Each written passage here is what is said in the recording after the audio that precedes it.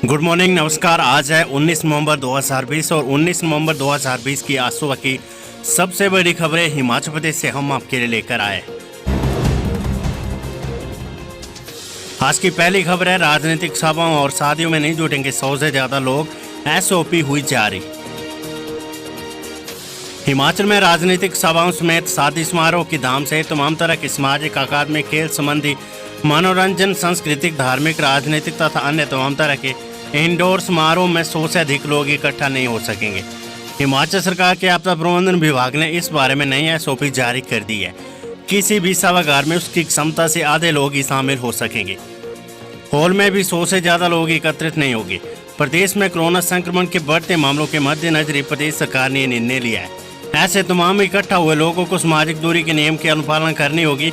उन्हें ठीक से मास्क पहनना होगा।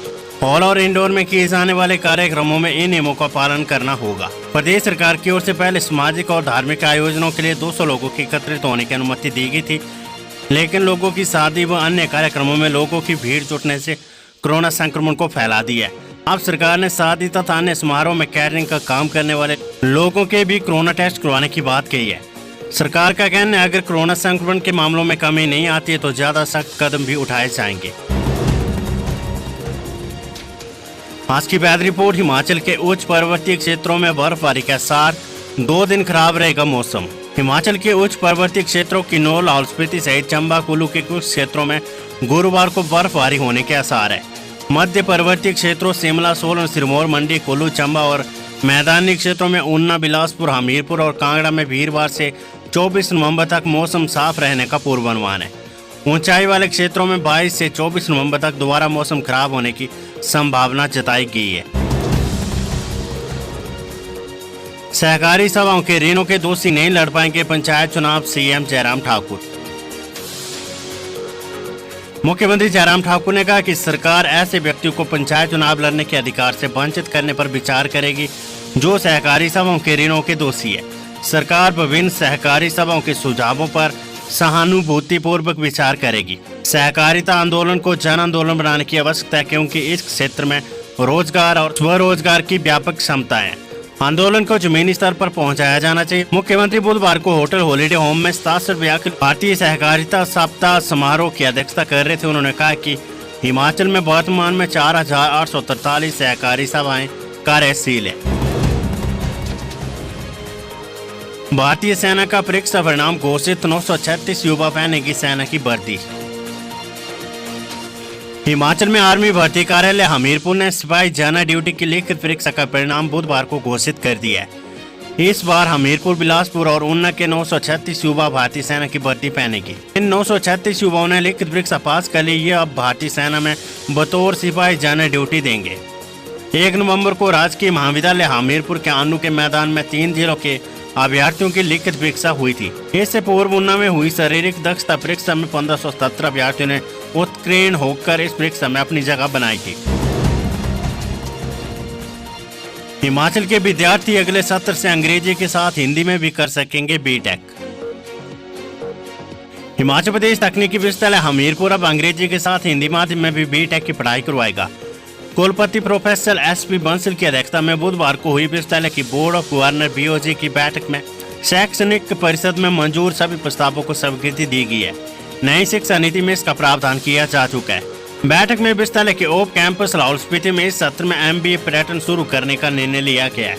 अगले सत्र से विश्वविद्यालय में राष्ट्रीय शिक्षा नीति 2020 को लागू करने, तीसरे दीक्षांत समारोह को आयोजित करने, परिसर के विस्तार का मास्टर प्लान बनाने, IT के सभी कार्यों के लिए UIT विश्वविद्यालय सूचना और संचार प्रौद्योगिकी भवन बनाने के प्रस्तावों को मंजूरी दी गई। UG प्रथम और द्वितीय वर्ष के हजारों विद्यार्थी हो गए प्रमोट, अब EC में लगेगी मोहर। अकादमिक काउंसिल की स्टैंडिंग कमेटी ने UG के प्रथम और द्वितीय वर्ष के हजारों विद्यार्थियों को प्रमोट करने की हरी झंडी दे दी है। अब इस प्रस्ताव को विश्वविद्यालय की कार्यकारी परिषद की 21 नवंबर को होने वाली बैठक में अंतिम मंजूरी दी जाएगी। प्रदेश सरकार के हजारों छात्रों को प्रमोट करने के फैसले के बाद अब मामला अकादमिक काउंसिल की स्टैंडिंग कमेटी की बैठक में गया था। यहां से अब अंतिम मंजूरी को इसे EC में लाया जा रहा है। 21 नवंबर को होने वाली कार्यकारी परिषद की बैठक में विश्वविद्यालय और इसमें संबद्ध संस्थानों के शिक्षकों के कुछ पदों के लिफाफे खोलने की संभावना है। विश्वविद्यालय ने यूआईटी के नए शुरू किए 3 और पुराने 2 बीटेक कोर्स को पढ़ाने के लिए शिक्षकों के पदों के साक्षात्कार करवा लिए है। खबर बिजली बोर्ड से, उपभोक्ताओं को विद्युत बोर्ड ने थमा दिए 20 से 80 हजार तक के भारी भरकम बिल।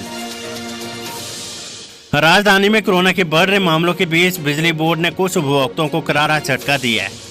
शहर के कुसुम पट्टी और पंथा घाटी क्षेत्र में बोर्ड ने करीब 5 दर्जन उपभोक्ताओं को आउटस्टैंडिंग बिल की एवज में हजारों रुपए के बिल थमा दिए। इसमें उपभोक्ताओं को 20 से 80 हजार तक के भारी भरकम बिल जारी किए गए।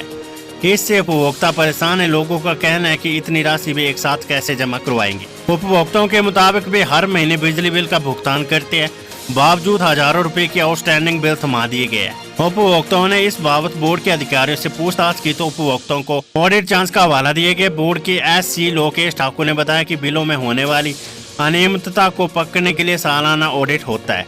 इसमें कई बार गलत रीडिंग या फिर गलत क्रेडिट होने से कुछ बकाया राशि निकल आती है, जिसे बिलों में समायोजित किया जाता है। ऐसे में करीब 5 दर्जन उपभोक्ताओं के बिलों में कमियां निकाली गई है। इसके बावजूद अगर किसी उपभोक्ता को संदेह है तो वे कार्यालय में आकर बिलों को चेक करवा सकते हैं। आज के लिए खबर नहीं होगी परीक्षा, 4वीं और 5वीं पास विद्यार्थियों को मेरिट पर मिलेगी छात्रवृत्ति। हिमाचल में 4वीं और 5वीं पास विद्यार्थियों की छात्रवृत्ति परीक्षा इस बार नहीं ली जाएगी। विद्यार्थियों को ये छात्रवृत्ति 4वीं और 5वीं की मेरिट के आधार पर दी जाएगी।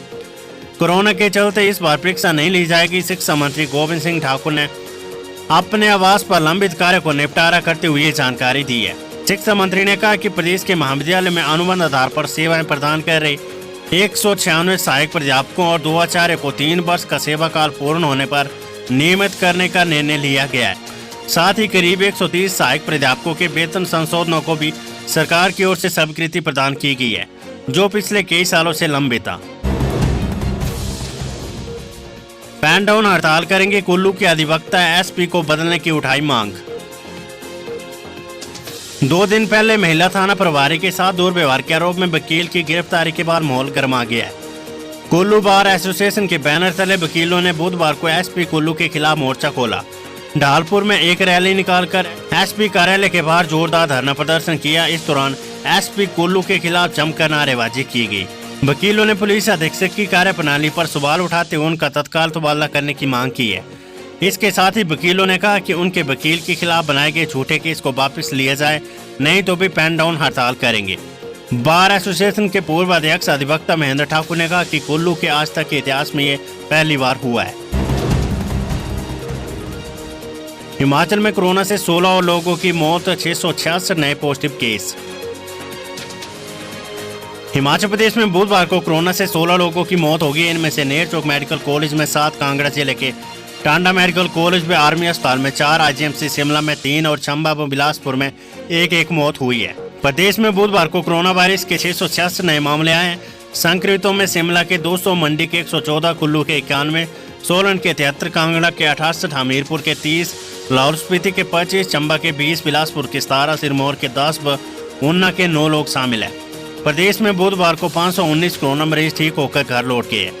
ठीक होने वालों में मंडी के 153, शिमला के 135, लाहौल स्पीति के 57, कांगड़ा के 47, हमीरपुर के 40, चंबा के 27, सोलन के 21, किन्नौर के 19, बिलासपुर व ऊना के 9 और सिरमौर के 2 लोग शामिल हैं।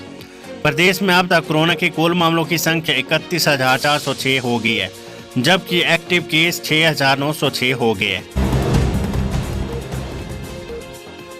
बड़ी खबर, कोरोना काल में सरकार की नई पहल, 10 जीवन धारा मोबाइल वैन जनता को समर्पित।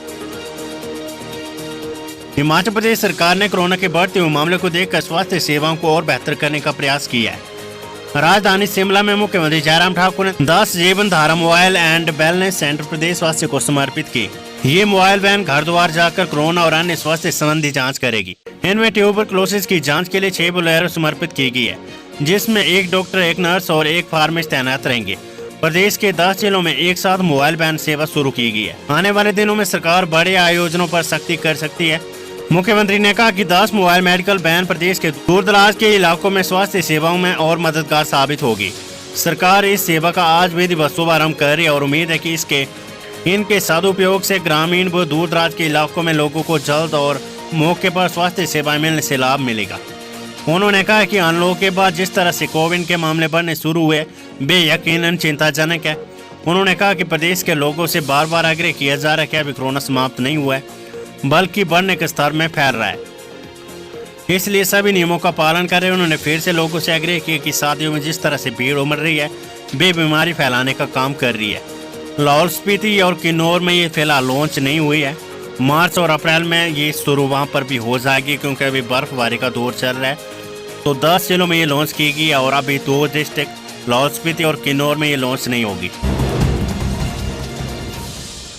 3 वर्ष के कार्यकाल का शिमला में जश्न मनाएगी सरकार, सीएम ने अधिकारी को दिए ये निर्देश।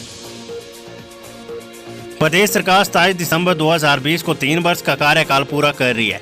सरकार इस अवसर को यादगार बनाने के लिए शिमला में समारोह के आयोजन की योजना बना रही है, जिसके लिए मुख्यमंत्री जयराम ठाकुर ने बुधवार को वरिष्ठ अधिकारियों के साथ बैठक की है। एमए एजुकेशन में आवेदन का एक और मौका, 25 नवंबर तक मांगे आवेदन।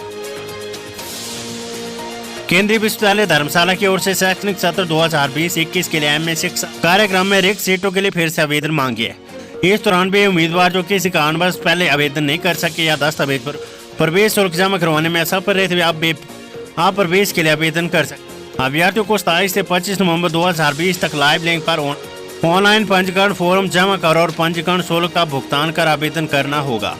आवेदनकर्ता विश्वविद्यालय की वेबसाइट पर भी अधिक जानकारी प्राप्त कर सकते हैं। पंचायत चुनाव में 5 लाख नए मतदाता करेंगे हार और जीत का फैसला। हिमाचल में पंचायती राज संस्थाओं और शहरी निकायों के चुनाव में करीब 5 लाख नए वोटरों को पहली बार मत डालने का अधिकार मिलेगा। ये नए वोटर 18 साल की उम्र पूरी कर चुके। हिमाचल चुनाव आयोग ने पहली बार अपनी शक्ति का प्रयोग किया है।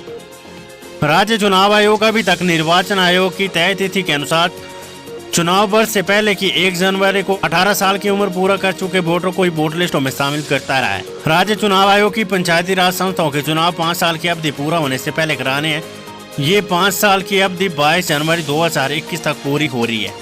राज्य चुनाव आयोग ने अब वोटर लिस्ट में उन नए वोटरों के नाम शामिल करने को कहा है जो 1 दिसंबर 2020 को 18 साल पूरा कर लेंगे। 1 जनवरी 2020 को 18 साल पूरा होने वाले वोटरों की संख्या 3,65,000 थी। अब अवधि बढ़ने से ये संख्या बढ़कर करीब 5 लाख तक पहुंचेगी। ये वोटर पहली बार चुनाव में वोट डालेंगे। दोस्तों, अगर अभी तक आपने हमारे चैनल को सब्सक्राइब नहीं किया है तो यहाँ क्लिक करके हमारे चैनल को सब्सक्राइब कर ले। साथ ही इस नोटिफिकेशन बेल पर भी जरूर क्लिक करें जिससे कि आप हमारे आने वाले सारे वीडियोस की नोटिफिकेशन अपने मोबाइल पर पा सकें।